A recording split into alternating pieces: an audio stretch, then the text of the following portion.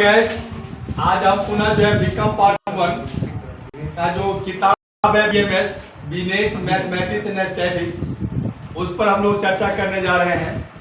और ये क्वेश्चन जो है बहुत इंपॉर्टेंट है। उस चैप्टर आपका जो विषमता से है, इसको हम लोग इंग्लिश में सीक्वेंस करते हैं। सबसे पहले हम लोग विषमता के बारे में हम लोग जान लेते हैं कि विषमता आपका क्या है, और ये इंग्लिश में जिसको सीक्वेंस कहते हैं उसके बारे में थोड़ा सा हम पहले जानकारी लेते हैं। विषमता क्या होता है, तो किसी भी वितरण में सहमति से सममिति, किसी भी वितरण में सममिति, यहाँ ध्यान दीजिएगा, सममिति से जो सममिति है, सममिति से दूर हटने की जो प्रवृत्ति होती है, उस प्रवृत्ति को ही हम लोग क्या कहते हैं, विषमता कहते हैं। सममिति का मतलब क्या होता है? सममिति माने जो बराबर बराबर जो हम लोग मापते हैं उसमें क्या होता है, बराबर मापा नहीं जाता है, वो क्या होता है, दूर चला जाता है।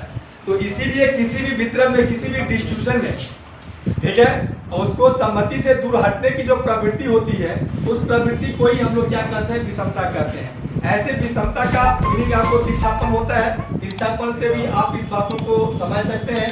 तो आइए, तो सीक्वेंस जो है, सीक्वेंस में आपको क्या फाइंड करना है, इस चीज को दिखाना है। सीक्वेंस में आपको शॉर्ट में एसके के द्वारा डिनोट किया जाता है। एसके ये बराबर आपको होता है मीन माइनस क्या होता है, जेड। ये बराबर का व्हाट दिया है, ये कोफिशिएंट ऑफ सीक्वेंस दिया है, जो मीन माइनस जेड बटे आपका दिया है क्या, स्टैंडर्ड डिविएशन, ये बराबर का व्हाट दिया है। आप डिफिनेशन यहाँ से भी ले सकते हैं, अगर चाहे यहाँ से डिफिनेशन दें एसके का, सीक्वेंस का, तो यहाँ से डिफिनेशन आप दे सकते हैं कि क्या ये आपको देख रहे हैं माद और बहुलक के अंतर को, माद और बहुलक का जो डिफरेंस होती है, मीन एंड क्या मोड का जो डिफरेंस होती है, उस डिफरेंस को हम लोग क्या कहते हैं, सीक्वेंस कहते हैं, इसको विषमता कहते हैं। अब यहाँ से भी डिफिनेशन को आप ले सकते हैं। ये सवाल जो आपका है सी सीरीज का है। अब देखिए सवाल आपका किसका है, सी सीरीज का है, कंट्रोल सीरीज का है। इसमें देखिए सबसे पहले सवाल को जब हम लोग बनाते हैं तो क्या क्या फाइंड करना है, हमको सीक्वेंस निकालने के लिए मीन की जरूरत होती है, उसके बाद आपको मोड की जरूरत होती है। तो मीन और मोड दोनों निकाल लेंगे। उसके बाद आपको जो दिया है कोफिशिएंट ऑफ सीक्वेंस, विषमता का गुणांक निकालने के लिए विषमता का गुणांक निकालेंगे, तो इसमें मीन और क्या कहते हैं, मोड निकला हुआ रहेगा ही, इसमें स्टैंडर्ड डिविएशन निकालना है। तो ये चीज हम सबसे पहले फाइंड कर लेंगे, उसके बाद इस पर सेटिंग कर देंगे। मैंने ऑलरेडी है, आपको ऑटोमेटिक है, जिसका रिजल्ट आपको क्या होगा, आराम से आ जाएगा। ठीक है, सबसे पहले आप यहाँ देखिए, यहाँ जो सवाल बनाया जाता है इसमें आपका जो है लिख दिया जाता है, ये आपका जो इलेक्ट्रेशनेस है, ये आपका इलेक्ट्रेशन ILLUS TRATIO है, ये आपका इलेक्ट्रेशन आपको दिया 8 दिया है, ये इलेक्ट्रेशनेस से आपका दिया है, ये आपका 8 है, यह 8 इलेक्ट्रेशन है, ये 8 इलेक्ट्रेशन है। आप थोड़ा सा ध्यान दीजिएगा, यहाँ लिखा है calculation of sequence and coefficient of sequence.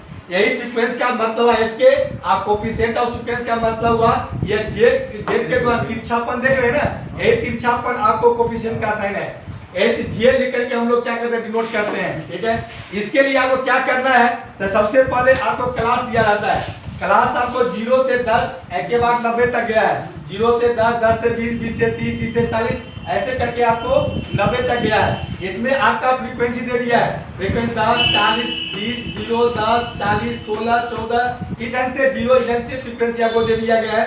जिसमें इसको टोटल किया जाता है 150 आता है, 150 आता है। हम मीन निकालने के लिए पहले हमको क्या निकालना पड़ेगा, x निकालना पड़ेगा, तो दोनों को आधा करके हम x क्या करेंगे, निकाल लेंगे। उसके बाद fx निकाल लेंगे, fx निकालने के क्या करना पड़ता है, देख लीजिए, f को 100 गुना कर 10 पंजे कितना 50, या 40 को 15 चौका कितना 60, इस ढंग से आपको fx निकाल लेना पड़ेगा। आप टोटल fx को जोड़िएगा, यहाँ हो गया नोटेशन fx, और 5890 है, ये आपका नोटेशन f 150 है। इसे आप मीन निकालें, मीन का फार्मूला होता है नोटेशन fx होता है, नोटेशन क्या होता है, f होता है 5890 बटा 150, 0 0 काटिएगा, 15 से इसमें डिवाइड कीजिएगा, तो 39 पर कितना 26 आएगा। ये इधर से आपको मीन निकल गया। आप जेड निकालने के लिए क्या करना पड़ेगा, जेड निकालने के देखिएगा कि इसमें सर्वाधिक फ्रीक्वेंसी में सर्वाधिक पारंपरिकता कितनी है। इसमें 2 तो है, 40 है, 50, 40 2 तो है, 40 ऊपर में भी है, 40 नीचे में भी है।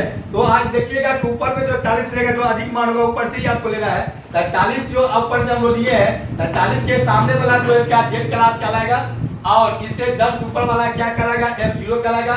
और जो 40 बड़ा है उसका F1 कहलाएगा, इसे F2 कहलाएगा। ये ढंग से आप निकालेंगे जेड क्लास, जेड निकालेंगे, बोलक निकाल। ये देखिए जेड क्लास में 10 से 20 है, इसमें जो L1 बनवा, इसका L1 जो होता है इसको हम लोग L1 कहते हैं। देखिए लोअर पॉइंट होता है, ये इसका नाम क्या है, L1 है, और इसका नाम आपका क्या L2 है।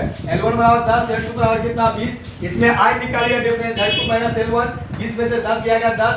आप जो यहाँ लिखे हैं F0 बराबर 10 है, F1 बराबर 40 है, F2 बराबर 20, जो यहाँ हम लोग इंडिकेट कर दिए आपके प्रश्न में। उसके बाद आप जेड निकालिएगा, माने बोलक निकालेगा।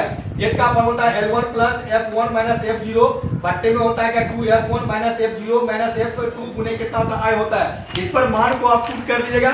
मान को पुट करने के बाद ये आपको निकल जाएगा क्या, निकल जाएगा आपको जेड निकल जाएगा। बोलक आपका क्या हुआ, आराम से फाइंड हो गया। उसके बाद आप थोड़ा सा ये भी ध्यान देना है कि आपको निकालना क्या चीज है, क्वार्टाइल भी आपको निकालना है। क्वार्टाइल मतलब क्या है, जब ये आप ये स्टैंडर्ड डेविएशन निकालेगा इसमें जॉब पड़ेगा Q1 को और Q1 और Q3 की आवश्यकता पड़ेगा।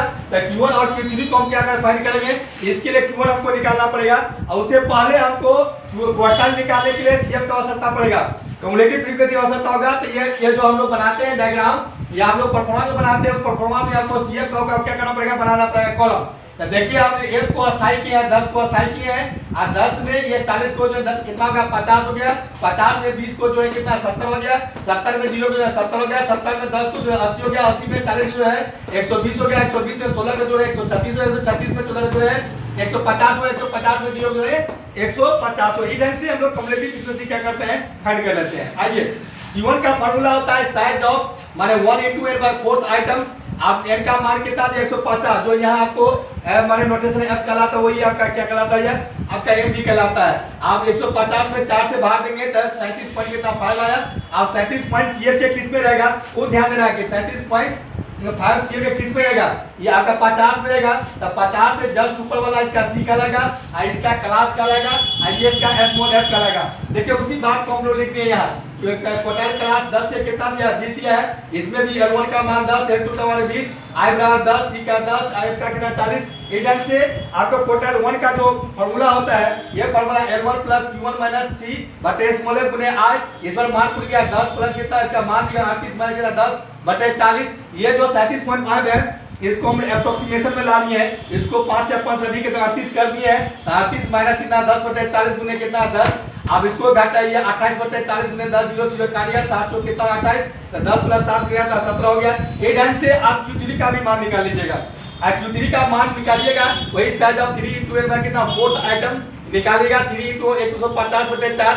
अब इसका मान हमको 37.5 आया है, ये माने गुना करके आपको कितना 112 पर कितना 5 आया। इसी को एप्रोक्सीमेशन मानिए 5 है तो इसको 13 कर दिए। एक ढंग से Q3 में आपका ये 113 है, आपको कहाँ रहेगा, CF के किस में रहेगा। अब ये 113 CF किस में रहेगा, 120 में रहेगा। हाँ 120 में रहेगा। जस्ट ऊपर वाला आपको क्या करेगा, इसका C करेगा, इसे जस्ट कीजिएगा 50 से 60 इसका Q3 क्लास आएगा, क्वार्टाइल 3 क्लास आएगा। उसके बाद ये आपका इसका माने क्या स्मॉल f कहलाएगा। अब इसी ढंग से आप देखिए Q3 क्लास क्वार्टाइल 3 क्लास आपको कितना है 50 से 60, इसमें L1 का मान 50, L2 का मान 60, I बराबर 10, C का मान 80, F का मान कितना दिया है, F का मान 40। आज Q3 बराबर वही फॉर्मूला आपको क्या करना है, सेटिंग कर देना है। ये ढंग से जो Q3 का मान निकलेगा 58 कितना निकलेगा 25 निकल जाएगा। ठीक है, वो ढंग से आपको कहाँ पहुंचना है, देखिए आपको पहुंचना है SK बराबर व्हाट, सीक्वेंस बराबर व्हाट, आप कोफिशिएंट और सीक्वेंस बराबर व्हाट। अब यहाँ मान पुट कर देना है। देखिए यहाँ हम लोग लिखे हैं माने क्या स्टैंडर्ड डेविएशन, क्योंकि इसमें हमको स्टैंडर्ड डेविएशन की आवश्यकता होगी, तो ये भी मान हमको क्या करनी है, फाइंड कर लिए हैं। स्टैंडर्ड डेविएशन का फॉर्मूला था Q3 में Q1 बाय कितना होता है 2 होता है। अब Q3 का मान हमको निकल गया है मैं क्या 58.25, अब माइनस हमको Q1 का मान निकला है कितना 17, ये घटा दिए 41.25/2, इसको काट देंगे तब 20.625 निकला। इसी को हम 5 को एप्रोक्सीमेशन कर लिए हैं, तो इसको एक जोड़ दिए हैं तो 20.63 आ गया, एप्रोक्सीमेशन आ गया। आप निकाल लीजिए SK, जो सीक्वेंस आपको निकालना है, विषमता आपको निकालना है। अब SK का फॉर्मूला होता है मीन माइनस कितना होता है Z, मीन माइनस Z माने मीन माइनस मोड। आप ये मीन का मान जितना है 39.26 है, आप माइनस कितना 16 है, घटा दीजिएगा तो आपका निकल गया 23 कितना निकला 26 निकल गया। उसके बाद आप निकाल लीजिए क्या वही J, जो आपको कोफिशिएंट ऑफ सीक्वेंस है इसका फार्मूला होता है, माने क्या होता है फार्मूला देख लीजिए, मीन माइनस जेड बटा कितना है स्टैंडर्ड डिविएशन। आप देखिए स्टैंडर्ड डिविएशन पूरा का मान एस के आता है, हम चाहेंगे दूसरा फार्मूला का यूज करें तो एस के बटा डायरेक्ट आप स्टैंडर्ड डिविएशन आप इसमें क्या कर सकते डाल सकते हैं, इसका मान आप पुट कर दिए, इसका मान एस के का मान यहाँ निकला है 23.26, यहाँ देखिए 23.26 निकला है, अब बटा में 20.363 है, इसे डिवाइड कर दीजिएगा तो निकल गया कितना आपको 1 कितना निकल गया और 127, आइए 7 5 या 5 अधिक है तो 1.13 हो गया, अप्रोक्सीमेशन के अंतर्गत वही आपका उत्तर हो गया, दैट्स ऑल।